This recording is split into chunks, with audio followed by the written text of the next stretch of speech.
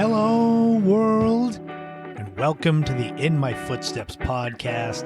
I am Christopher Setterland, coming to you from the vacation destination known as Cape Cod, Massachusetts, and this is episode 56. We got a lot of fun stuff to talk about this week. It's going to start off with Dedication to the Craft Part 3, which will focus on a very cold but very beautiful sunrise photo shoot at Race Point Lighthouse in Provincetown. We're going to take a road trip to Assateague Island National Seashore in Maryland and Virginia. All I can say is wild ponies and go from there. We're going to go way back in the day as I talk about the fun and frustration I had playing Mike Tyson's Punch-Out! We'll have a brand new top 5, which will include the worst movies I ever saw in the theater. There'll be a brand new This Week in History and Time Capsule and more, all coming up right now on episode 56 of the In My Footsteps podcast. Welcome in, everybody. How are you enjoying February? Are you still packed with snow where you are? It has definitely been a very eventful past few weeks weather-wise, which has disrupted a lot of stuff. All I can say is going 28 hours without heat when it's 12 degrees outside is not something I recommend. It's like doing 8 straight hours of crunches when you're trying to sleep, just shivering. But everything's good right now as of the recording, so we'll just cross our fingers. It's raining out, windy, but I think we should be good. Oh, so it's getting close to Valentine's Day. Do all of you out there have your Valentines for your significant others? All of you that have been listening to the podcast from the beginning, you know how I feel about Valentine's Day from last year when I talked about it. I'm not the biggest fan, but I've gone out on a limb and given Valentines and such to people in the past and had it blow up in my face. So this year it'll be just sitting back and watching and listening to others' stories about hopefully good times, but maybe some bad times, and I can laugh and say, thank God that's not me. This is like the time of the year where my Facebook memories, you know, you get the ones from in the past and it tells you your statuses. And I've got so many cringy statuses from 2007 to like 2012 or 13 talking about Valentine's Day. And I look and see them and just shake my head and say, man, I'm glad I'm older and more seasoned and a little more self-aware of what I share. Before we get started on the podcast itself, I wanted to make sure I brought up again Saturday, February 19th at 4:30, Kiki's Cape Cod Kitchen, first official book signing. I will be there. I'll take a few photos, a few videos. It's at the Loft Restaurant at the Cove in West Yarmouth. I highly recommend all of you go check it out. And even if you can't make it to the signing, get the book on Amazon. It is amazing. She put so much hard work into it. Go listen to the interview in episode 51 to get a kind of better idea of what the book's all about. And then come to the event and say hi. It was Crystal's dedication to the craft that got her through putting together her very first book. And speaking of dedication to the craft, we're going to go into Dedication to the Craft Part 3 and one of the coldest photo shoots I've ever been on with my buddy Steve. So that's coming up right now on episode 56 of the In My Footsteps podcast. For those of you that are new to the podcast and you don't have an idea of what dedication to the craft means when you hear me say it in the intro, it's a term that my buddy Steve and I use half jokingly about getting ourselves into situations that are less than ideal to make sure that we get the photos that we're looking for.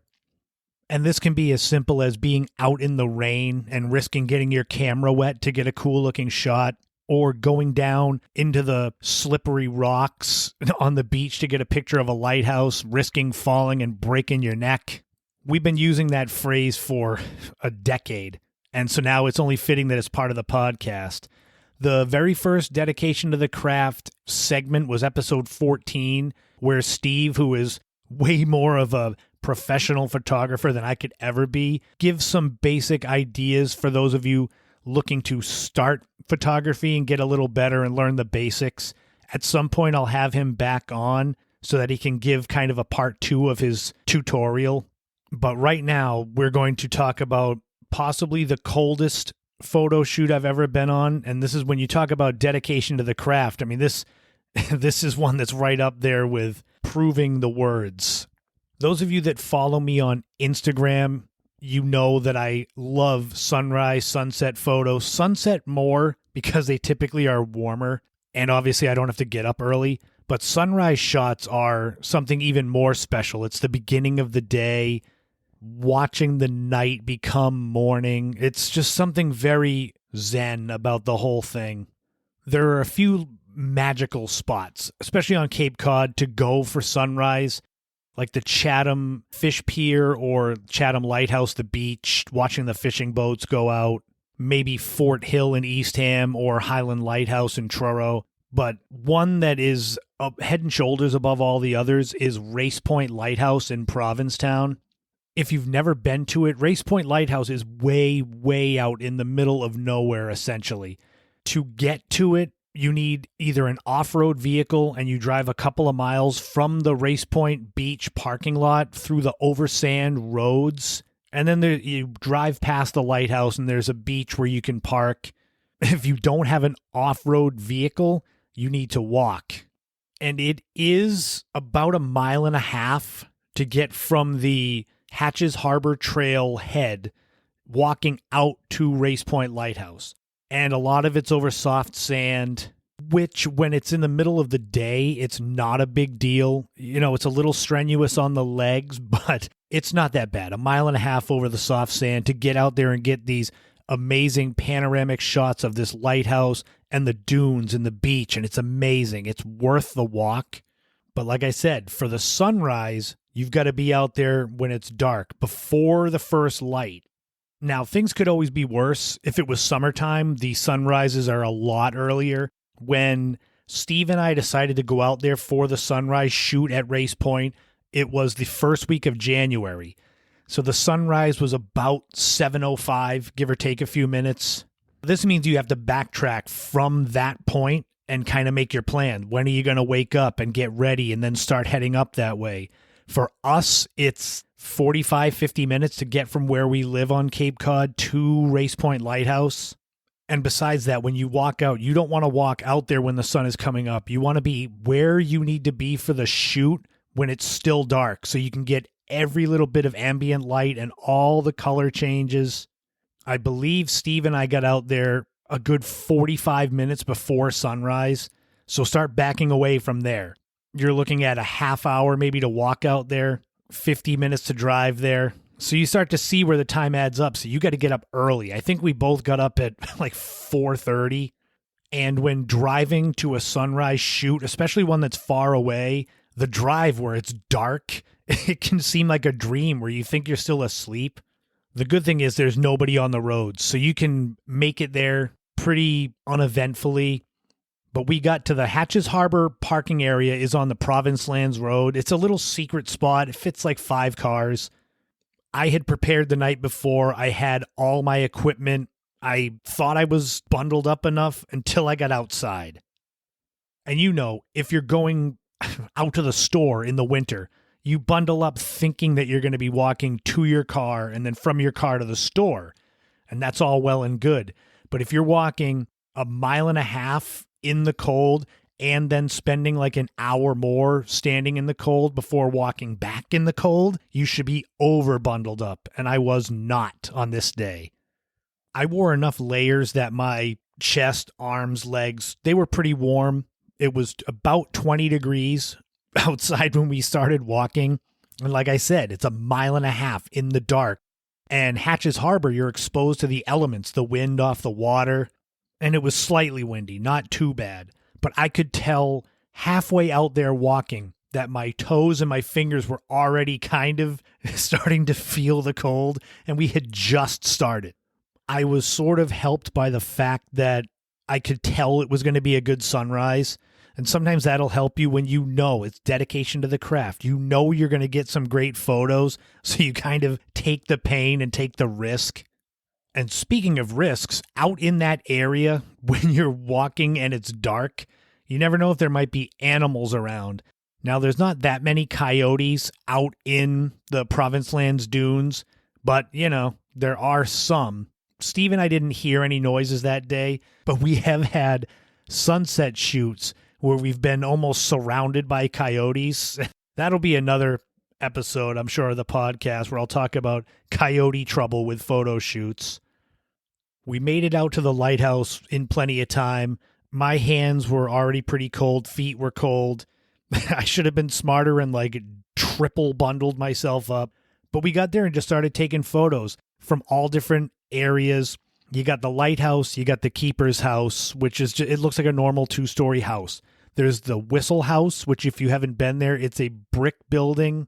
And you can stay at all these places. I don't know, with COVID restrictions, it might not be open still, but before you could. So at some point, you'll be able to do it again. The Whistle House ended up being my best friend when I was out there because it allowed me to get shelter from the wind. Because when you're out in the elements, a 10-mile-an-hour wind doesn't seem like much, but when it's 20 degrees and the wind is blowing at you and your hands are already cold, it's going to be trouble. There were a lot of great photos, though. As the sun starts to rise, you get the colors that just start to glow, and it ends up being worth it. And my hands were numb, but I was just snapping away because I knew that eventually my fingers would thaw out, hopefully, knock on wood, and the photos I would always have. That's the kind of thinking that Steve and I have on these shoots, is you kind of deal with the elements at the time for the fact that I will never have to take a sunrise shot at Race Point Lighthouse again if I don't want to, because I have the ones I have, if that makes sense. I remember sitting against the wall of the Whistle House and kind of getting a second wind every few minutes, getting up and taking a few photos and then sitting back down and putting my hands like under my arms and you can't really warm your toes up. You have to kind of curl your toes and hope they get warm. All in all, I think we were walking and out at the lighthouse and walking back. I think it took us a good 2 hours, maybe a little bit less. But when we finally got back to the car, my hands were frozen. They were numb. And so on the drive back, this is the big thing I remember about this, is we drove from Provincetown and we kept going. I think we might have stopped somewhere else to take more photos. We decided to stop and get breakfast at a place called Ruggies in Harwich, which is amazing. I recommend it if you have never been there. And this was a full hour after we had gotten off of the beach and gotten back in the car in the warmth. And my fingers were still numb. Not totally frozen numb, but still my fingertips, I couldn't feel anything.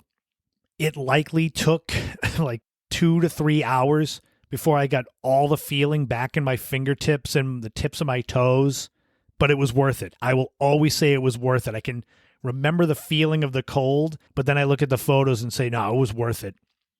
I'll try to remember to put one of the photos up on social media so you can see it and you can judge if it was worth getting frozen and walking in the dark and the cold and the wind.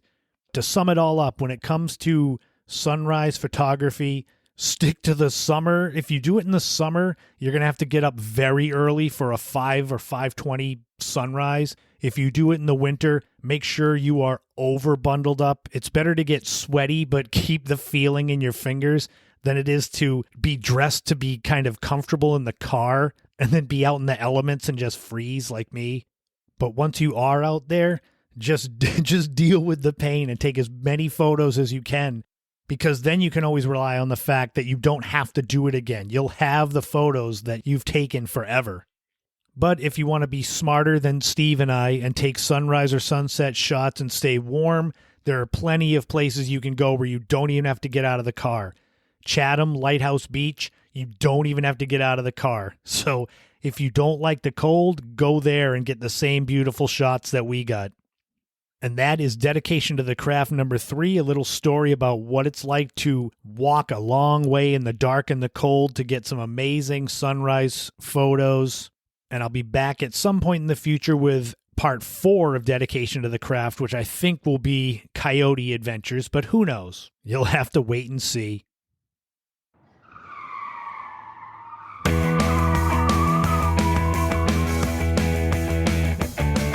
So we're here nearing the end of the epic 2,100-mile 6-day road trip that I did back in 2019.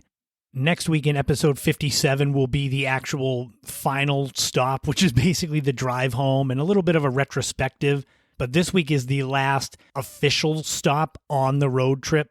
And it's another one that I was very excited to go to, and I had no idea even what it was, where it was, and why I should go before I was alerted to it by someone I worked with. Assateague Island National Seashore is a 37-mile-long island with the northern two-thirds of it in the state of Maryland and the rest of it in Virginia.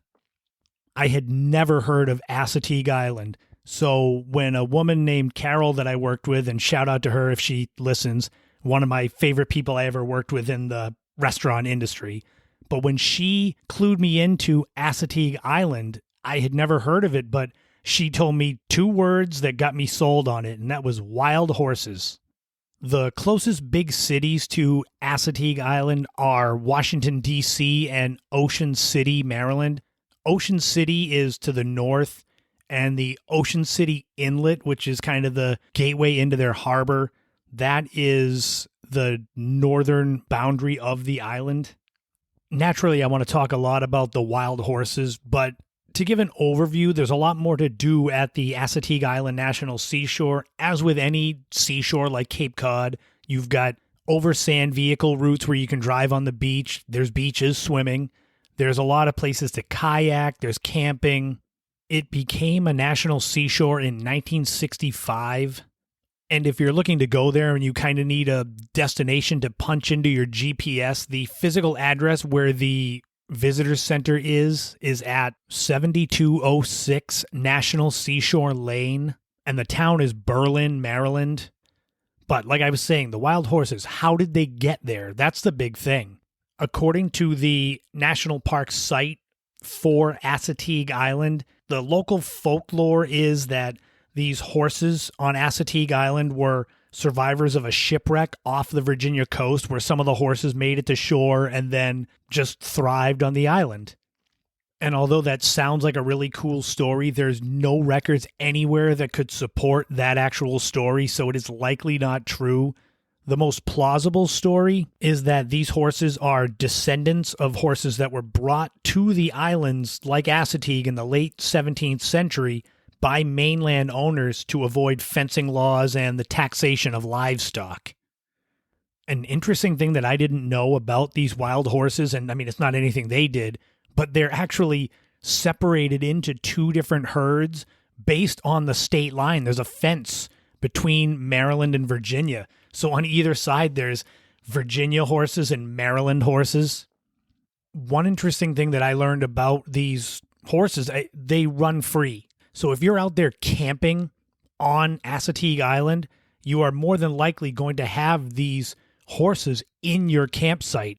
So you are warned, to kind of take precautions. Almost like if you're camping and worrying about bears, except, these horses aren't as dangerous as bears, but they're still wild animals.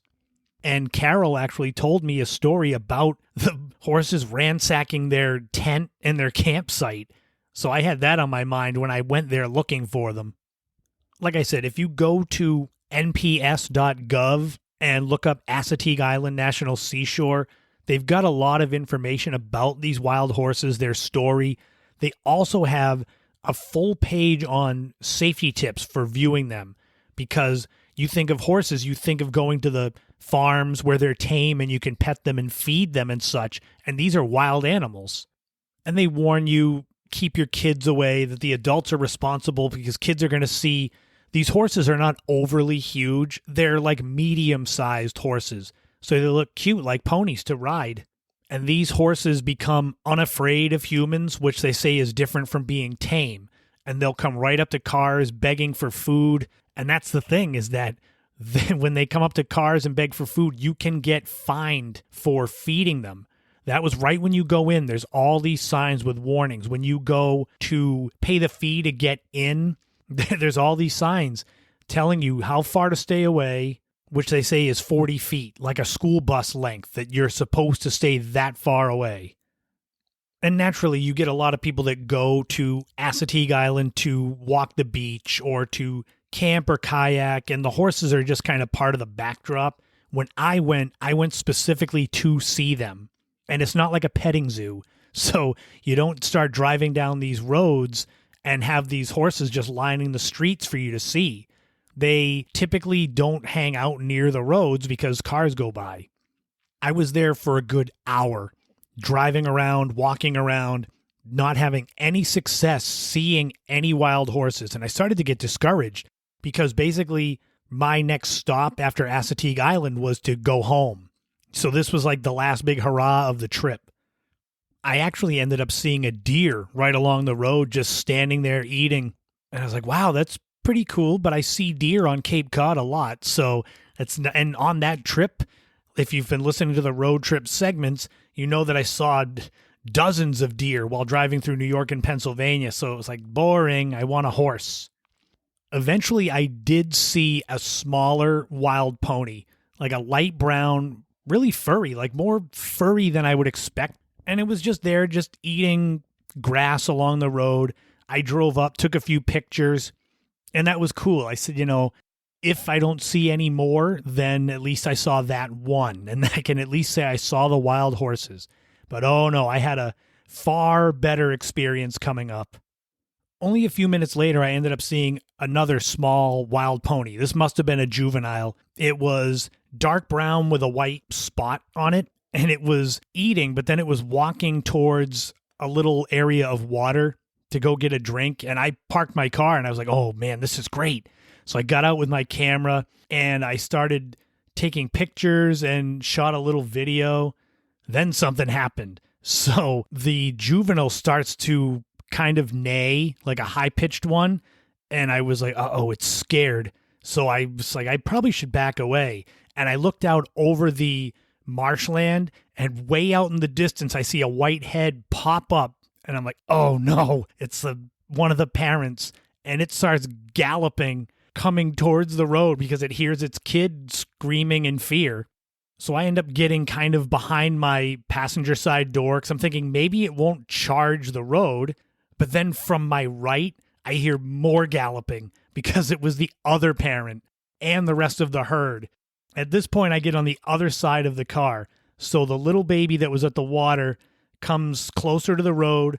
The father, who was a big white wild horse, gets over there. And then there's 3 more that come out of the brush.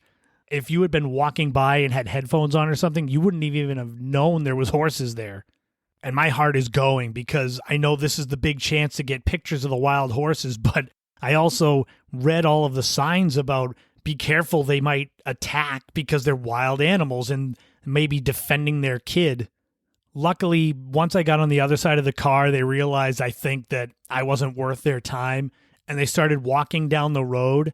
But I got this one final photo, and it's 4 or 5 horses walking down the road like a caravan. And the last one, it was the mother, is turning and looking back towards me like, yeah, you better stay away. So I have this picture that's awesome that I just remember that scene of scaring the baby and having the parents come running out. I'm like, oh man, it's literally what the signs tell you not to do, and I did it. I highly recommend checking out Assateague National Seashore. It's open year-round, and obviously the horses are on the island, and I don't think they hibernate, so they're usually roaming around. Just be wary and give them space, because I was lucky, but I had 5 or 6 of them within 30 feet of my car, so I don't want anyone else to have that happen where they charge or kick their car. nps.gov/ASIS is the website that I did a lot of my research on for this segment about the history of the wild horses and such. There's also assateagueisland.com that has a lot more, and they've got a lot of great photos if you want to see the horses, if you have no planning on going down there. And if you're planning on going down there and staying and spending some time, you can find places to stay in Ocean City, Maryland, if you're up there, or Chincoteague, Virginia, if you're on the Virginia side. I know with these, I usually spend some more time telling you places to stay and to eat and other things to see, but Assateague Island, it was all about the wild horses. That was why I went. So I wanted to really share that and tell you the story of my close encounter. But next week, we'll be back with the grand finale of this 2019 road trip, which is a lot of driving and some retrospective. So hopefully you've stuck with it and you've enjoyed it and maybe been inspired to go see some of these places.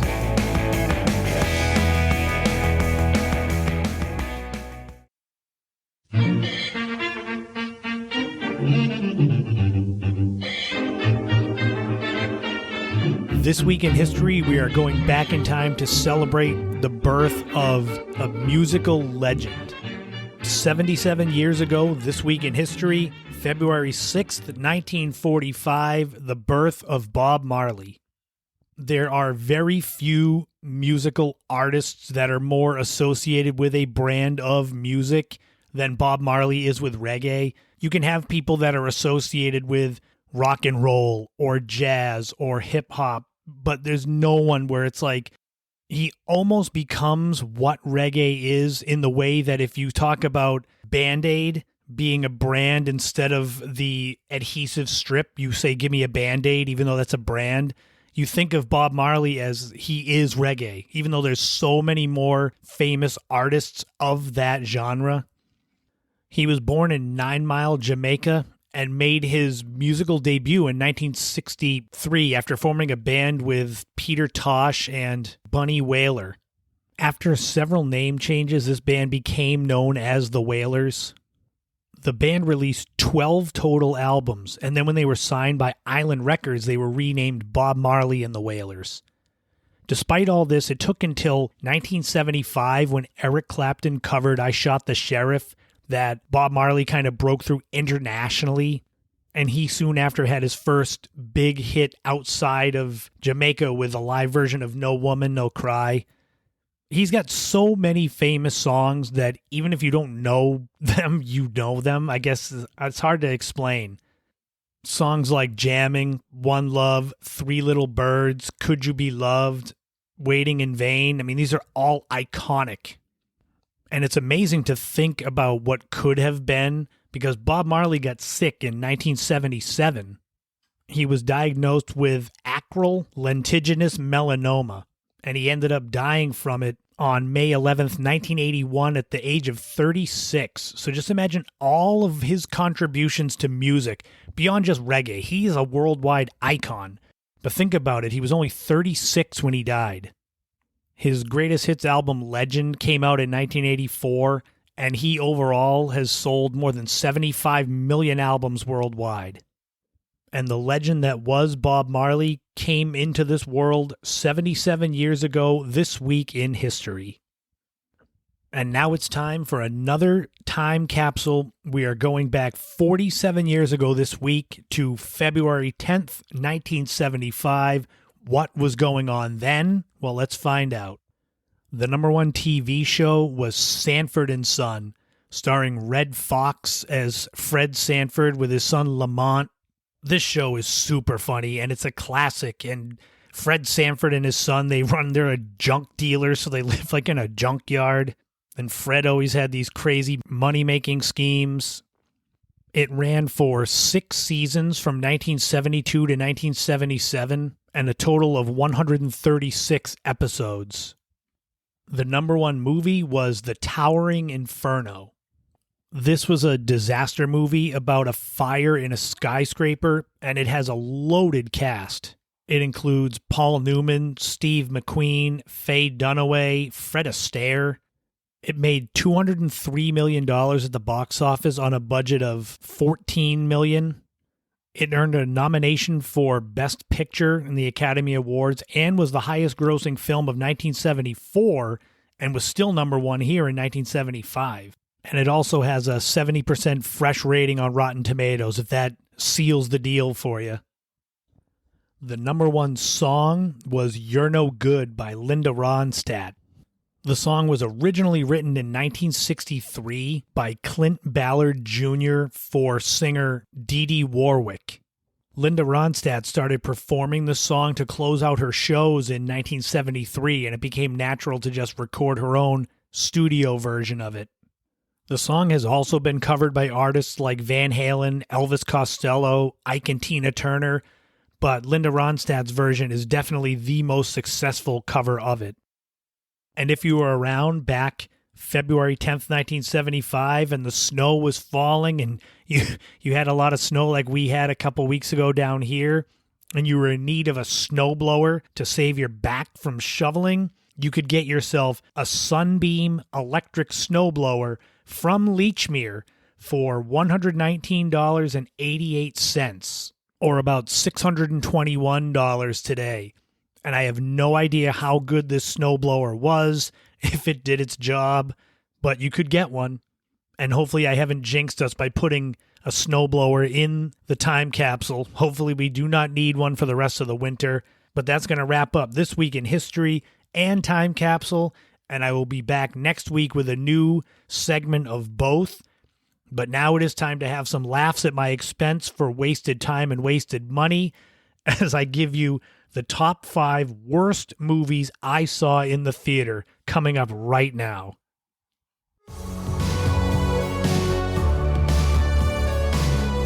So this is going to be a fun top 5. I had a blast going back through movies in the past that I thought were not worth the money spent on them. And it's funny because some of them I didn't spend the money on. It was parents or grandparents. So the only criteria for this list is it has to be movies that I went to the theater and saw.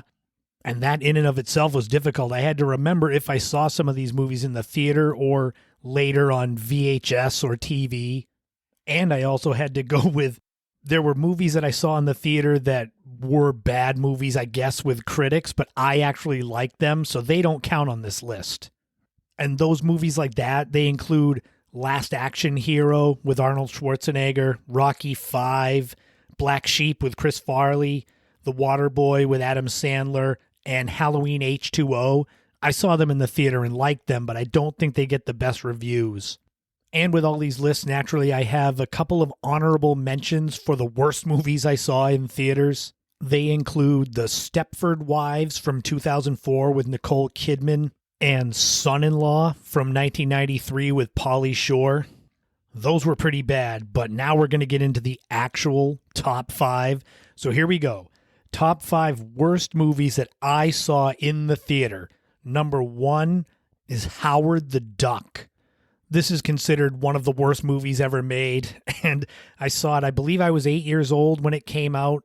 It's based on a comic book, and the wild thing is that Howard the Duck is actually a Marvel comic, but yet the movie was so bad where it was just the idea of this duck coming to Earth and then having like a relationship with a human girl when I was 8 years old was very weird and confusing. The movie has a 13% fresh rating on Rotten Tomatoes, so that'll tell you some stuff. But the best way I can sum up how bad Howard the Duck was is that it's the only movie I've ever walked out on. And that's because I went with my Nina, and she hated it so much she made us leave during it. So yeah, I didn't even see the end of the movie in the theater. Nina made me leave. Number 2 is Godzilla, and this is the 1998 Godzilla American version. You want to talk about disappointing. No wonder why they didn't show the actual monster in much of the trailers, because as soon as it appeared, you knew it wasn't the real Godzilla. It was a weird lizard hybrid type animal. It has a 15% fresh rating on Rotten Tomatoes. It starred Matthew Broderick, and Godzilla, or what looks like what's supposed to be Godzilla, was in New York. Oh man, it's so bad. How bad was this movie? When they did in 2004, the Japanese film Godzilla Final Wars, where he basically fights all the monsters, he fought this version of Godzilla and killed him in like 5 seconds. Number 3 is Waterworld. This is one of those punchline movies. Came out in 1995, starred Kevin Costner, about how the world would look after all of the polar ice melted. And it's a punchline because it had one of the largest budgets ever at $175 million, which actually, when adjusted for inflation to now, is about $320 million. It has a 48% fresh rating on Rotten Tomatoes, so it's not as bad as the other ones, but it was so long, and a lot of it was boring. I believe I saw it with my friends John and Barry, and it was, I think, our junior year of high school, but it's almost 2.5 hours long, and it's just, it's not that great. If you haven't seen it, don't go out of your way to. Number 4 is Problem Child. It came out in 1990. It starred John Ritter, so I mean, that's had that going for it. He and his wife adopted this really mean, rotten child, And all you need to know about how bad it is that it has a 0% rating on Rotten Tomatoes. It was like nobody liked it. I think I went and saw it with my Uncle John, but it was just so mean-spirited and there was nothing really redeeming about it. And the kid, I mean, the actor, I'm sure the kid was fine, but the character was just so bad. And you know how they normally say that sequels aren't as good as the originals as far as movie franchises go? Well, just imagine they made 2 sequels to Problem Child. So Problem Child 3, if the first one is 0%, I'm sure there's a negative fresh rating. Yeah, it's awful. But now, finally, number 5 on the list of worst movies I saw in the theater is Batman and Robin. So bad that it basically killed the franchise for a decade. It came out in 1997, and you would think a movie that's got George Clooney and Arnold Schwarzenegger, it would do well, but it's just so convoluted and it's so far away from what made the original Batman and Batman Returns so good, and I saw both of them in the theater. I think I left the theater after that movie basically saying, really? That's the best you could do? Movies like Problem Child and Howard the Duck, they weren't as bad because I didn't spend my money to go see it.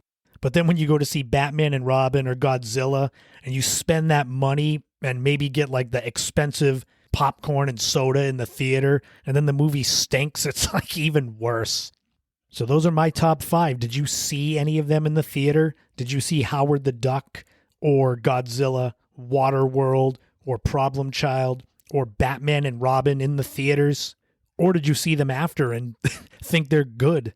I'll be back next week with another random top 5. Who knows what I'll come up with to talk about then.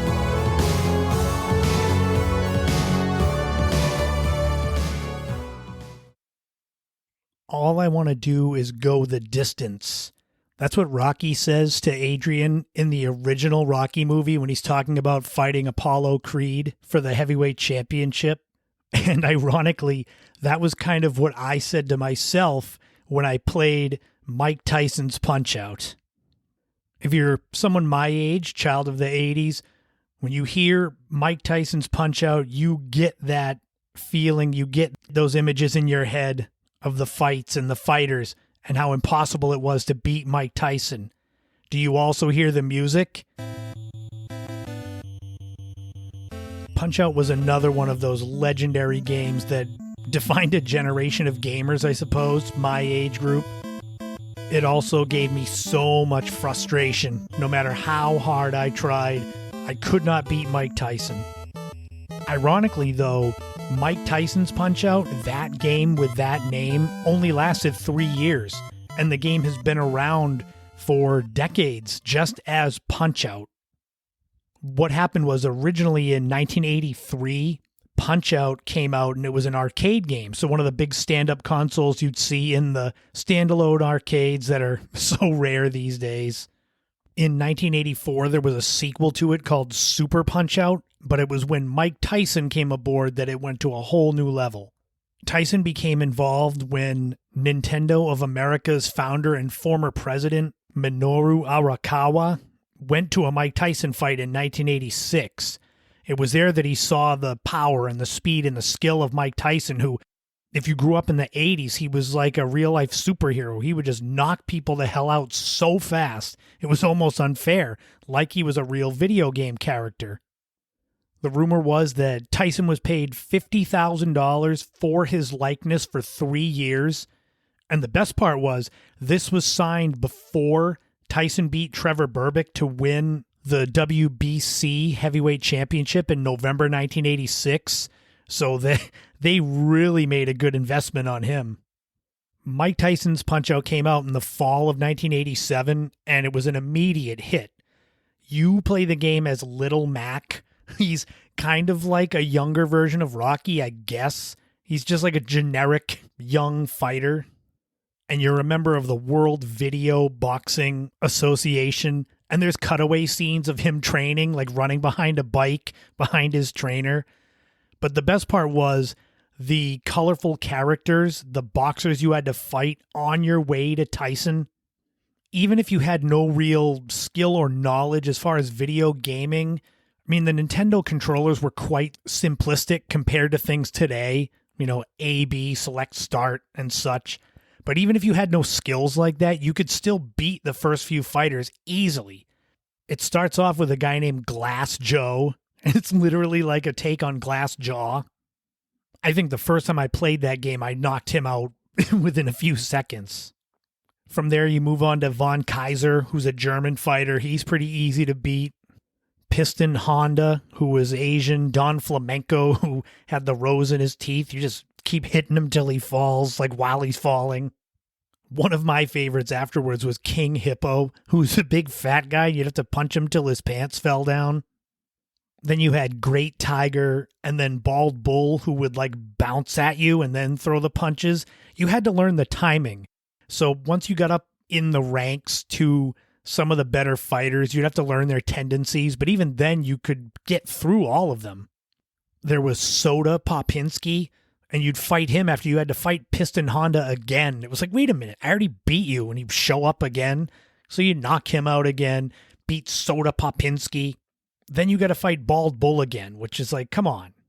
Finally, you get to Mr. Sandman, who is like the number one contender. And if you are lucky enough to beat him, then you get to Mike Tyson. And Mike Tyson, it's just, I'm sure there are people listening to this maybe who have beaten him. Maybe you got cheat codes to help you win. But if you don't have cheat codes, it's almost impossible. I don't know about any of you out there, but I just would get hit once. You get hit once and you go down, and it would be a TKO within 30 seconds, or you wouldn't even get up. The best I could ever do was timing against Mike Tyson's punches, so you'd block them. You could usually block them enough and you wouldn't get knocked down, and so you would go the distance. I went the distance with Tyson a couple of times, but obviously you'd lose because you don't throw any punches. You're just like cowering with your gloves over your head. I always remember in those fights with Tyson where Super Mario, who's the ref, just coming out and saying KO because I would keep getting beat. God, I'd get so mad because there was nothing you could do. No matter how much I tried, Tyson would just kill me. In 1990, the license agreement for Tyson's name ran out. So what they ended up doing was going back to Punch-Out. And before and after Mike Tyson's involvement, the final fighter is Mr. Dream. Within a year of Mike Tyson's Punch-Out's release, it had sold 2 million copies in America. The only other game that sold that much at that time was The Legend of Zelda, which I'm sure we'll talk about in a future podcast. But it's routinely seen as one of the most popular Nintendo games of all time, even if I did spend half my time throwing my controller because Mike Tyson knocked me out again. Interestingly, and this is something I didn't know until I did the research for this segment of the podcast, they were actually in the process of making a sequel to Mike Tyson's Punch-Out. It was originally going to be called Mike Tyson's Intergalactic Power Punch, where Tyson would be in a tournament in outer space against all different space creatures. And Don King was involved in it too. So this was a legit real sequel. In 1991, when Mike Tyson was convicted of rape and sent to jail, that put the game, it didn't end the game, but it ended Mike Tyson as his name with it. But interestingly, if you go to look, what they did was instead of scrapping the game, because they already had Mike Tyson in it, like his avatar, instead of getting rid of Mike Tyson, they changed the guy's name to Mark Tyler, and he looks just like Tyson with a different name. It ended up being released in 1992 as a game called Power Punch 2, even though there was no Power Punch 1. And if you go and find the cover of the game, you tell me that's not Mike Tyson on the cover. Despite being released 35 years ago now, this game is still one that I would love to play. And if that's something that interests you, you can actually do it. Even if you don't have the old school Nintendo, like the mini ones that you can get, or the old game cartridges, you can do it online with an emulator. Go to retrogames.cz and you can play Mike Tyson's Punch-Out on your laptop. I made it a point to go and check to make sure you could actually do it before I broadcast it to everyone to go try it. But there it was, Mike Tyson's face saying he's waiting for your challenge, and then the picture of Little Mac and Doc Lewis, who's his trainer. So you can go and play it and beat all those easy fighters and then get to Tyson and have him knock you out, although there's probably cheat codes for it. It was always one of my favorite games, and I don't know if any of you out there ever played it. Did any of you ever beat Mike Tyson? I never found anyone who did, but obviously someone had to. I don't think they'd make a game impossible to win, but this is as hard as it gets. And as we go along, we'll do more back in the day segments featuring some of my all-time favorite video games from my childhood. I did Tecmo Super Bowl back in episode 44 if you want to go check that out. And if you have any that you want me to check out and review, you can always shoot me a message, christophersutherland@gmail.com. Otherwise, I've got a whole bunch of good ones coming up as we go along. Not every week, but to kind of break things up. So go try to knock out Mike Tyson on Punch-Out. Play the emulator and let me know if you can beat him, because I never could. And that's going to wrap up episode 56 of the In My Footsteps podcast. Thank you to everybody who has been tuning in, checking out the podcast. I've got so many now in the archives that we're looking at hours and hours of content and so many different topics I've gone over. There's something for everybody. Like, I try to make it as all-encompassing as I can get. I'm so grateful to everybody who checks out the live streams every Friday at 8 p.m. on Instagram, where we go over the most recent episode of the podcast. I usually have some random stories. There's a lot of family and friends in the chat, and a lot of you that I've never met but I interact with on social media stop by and say hi. Those are a lot of fun. You can find me all over social media, Twitter, obviously Instagram, YouTube. I'm going to try to get more videos up there, but it's tough in the winter. There's not much to see with everything cold and barren. But springtime should bring more. Visit ChristopherSutherland.com. It's got links to all 6 of my first books, links to old podcasts, links to the In My Footsteps podcast blog, which I try to update as much as I can. But what I put up there is a lot of Cape Cod history articles, so they take time to research, and there's only so many hours in the day. If you ever have any questions, comments, etc., shoot me an email at christophersutherland@gmail.com. Someday I'll do a Q&A segment on the podcast once I get enough Q's to A. Visit whereyourwishes.com. I haven't had an ad for Where Your Wish the last few weeks because the site is being updated, restocked, and I didn't want to have people go there expecting it to be open and available for things to buy. But definitely go and check them out. Get on the email list so you'll know when the site is back up. And it'll be soon enough that I will have another interview with Katie Marks about what it's been like being a business owner for a year. Because it's a lot of work that she's been doing. And she deserves a lot of praise for going through the year with business and being a parent and just living life in general. So I wanted to give her a shout out for all the good she's done. Not just with Where Your Wish, but just being a good human and good parent and a great sister also. And speaking of shout-outs, I wanted to give a shout-out to my Aunt Kelly and wish her all the best on her retirement from teaching. She was a teacher for more than 3 decades, and when I was younger, I used to go in and help her set up her classrooms for the school year, and that was always a lot of fun. She has impacted so many people's lives, probably people that she doesn't even realize, just by being a great teacher. And she deserves all of the rest and relaxation and fun that is going to come with retirement. She said she's going to try to catch up on the podcast, so that's an added bonus for me.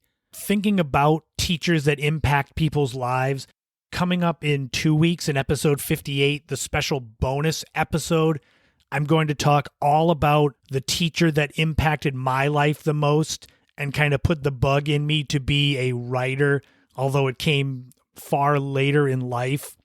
So that's going to be fun to kind of share some memories and hopefully make you all think about teachers that had a positive impact on you. But before that, next week, episode 57, that's Valentine's week. I'm not a big fan of Valentine's Day, but I know a lot of you are.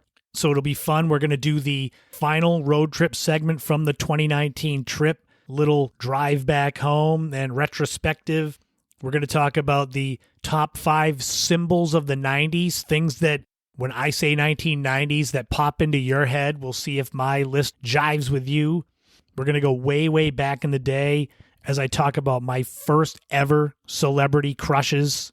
And we'll have a new This Week in History and Time Capsule and a lot more coming up next week on episode 57 of the In My Footsteps podcast. And like I said at the top, Saturday, February 19th, 4:30 p.m., the Loft Restaurant at the Cove in West Yarmouth. Crystal Joy Smith, her first book event, Kiki's Cape Cod Kitchen, the big book launch. Be there. I'll have a review of it after it happens, but it'll be great to go there and support her and her hard work. So hopefully I'll see some of you there, and if not, you'll hear about it after. Even if you don't have big dreams of grandeur as far as New Year's resolutions have gone, and I mean, now we're in February, so it's way too late to start one. But I do, like I've been saying, 5 goals for each month. Even if you're not achieving your goals, just keep moving, keep improving, do it for yourself. Even if no one else sees or notices, do what you've got to do to make yourself a better person and have a better life. Positivity breeds positivity. I'm trying my best. Last week with the big blizzard we had, and I had no power for 2 days where it was 12 degrees out and no heat in my apartment for 5 days. But I looked on the bright side that it could always be worse. And a lot of people have it worse than me. So that's the way you've got to look at it.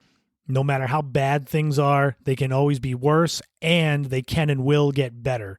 I'm not going to get all preachy, but hopefully you all are on the path to your dreams, following your dreams, because that's what if you stop following your dreams, there's not much left to do in life.